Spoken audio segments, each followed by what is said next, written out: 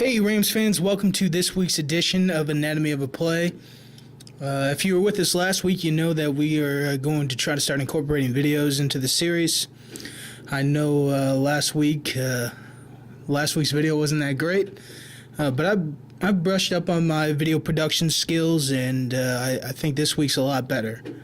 That said, I just want to say thank you to those who have been following the series, whether you're coming from Twitter, Facebook, or RamsTalk at STLtoday.com. I thank you. So we'll be looking at an Austin Pettis play for the second week in a row. His 36-yarder that came on the first drive of the game for the Rams. We try to usually go with something that has some significant impact on the outcome of the game, but this is about as good as it got last week. It was the Rams' longest play from scrimmage, and it also is a career-long reception for Austin Pettis. So, second week in a row, we're bringing down a Pettis play. Maybe the guy's seen the light. I don't know. We're going to look at a couple different things. First, the protection up front. The Jets are blitzing on this third down, and the Rams do a nice job picking it up, giving Sam Bradford a clean pocket. We'll also look at Danny Amendola's route on this play and talk about its importance. And then, of course, we'll look at Austin Pettis, who is the one who catches the ball. So we'll look at the protection now. 3rd and 4 is a situation. The Jets are known for blitzing on third down. Rex Ryan refers to third down as the chaos down. They like to bring exotic blitzes. They're known for it. On this play, it's not really an exotic blitz. It's really a traditional zone blitz with a dropping end opposite of a blitzer on the other side of the formation.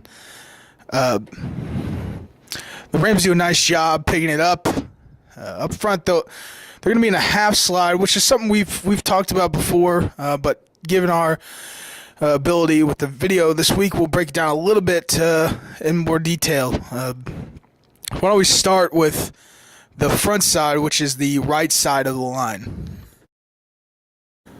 The front side of a half slide protection has man protection, which is different from the backside in that the backside will have a zone or a gap protection. The front side is manned up on a defender, and the rule is you're manned up on the defender head up to outside of you, as we see here illustrated in the picture.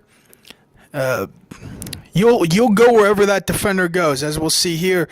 Wilkerson's going to try to cross Dahl's face, and Dahl stays with him instead of chasing that blitzer, and that's because he has back help to that side. The back is in what I like to refer to as a hotel check.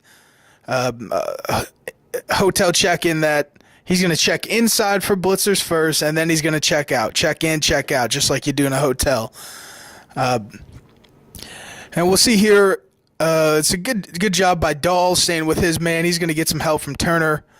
But again, head up to outside, and that's how you determine the rule for front side protection. The backside of a half slide protection is in a gap or zone protection. Each blocker is responsible for their gap outside of them. As we see here, as soon as the ball snapped, their eyes go immediately outside.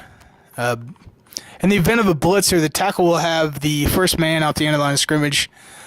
The guard will have the second in the center of the third. As you can see here, pre-snap, Sapp would be 1, Copels would be 2, and David Harris would be 3.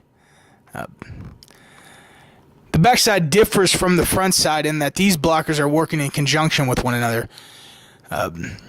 If each blocker is responsible for their outside gap, then obviously the blocker has help with their inside gap, because the inside gap is actually the outside gap for the person inside of them.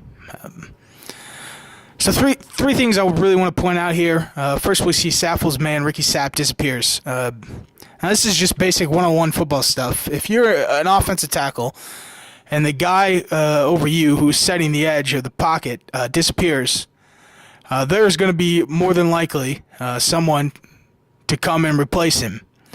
Saffold sees this and begins to look for Sapp's replacement. He sees it's not coming from the outside in the form of a blitz. So he breaks his rule here, and he begins to look inside for Sapp's replacement. And sure enough, here comes Quinn Coples on a loop to set the edge. You also notice that these guys, when not engaged, are using their hands, their arms here, to feel for pressure.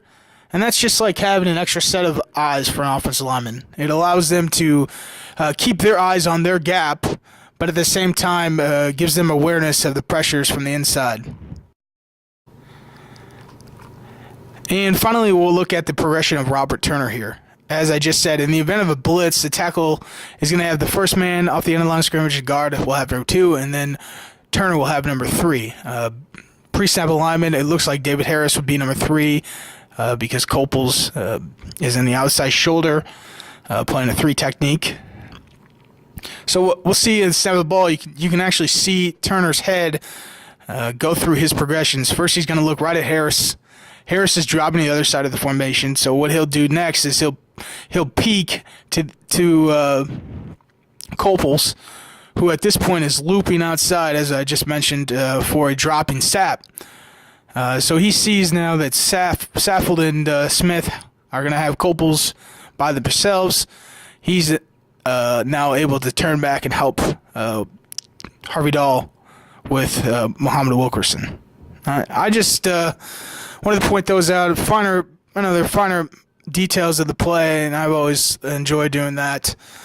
The Rams do a good job picking up the blitz here, giving Sam Bradford a nice clean pocket, room to step into his throw, and a nice window for him to see his target and deliver the ball through.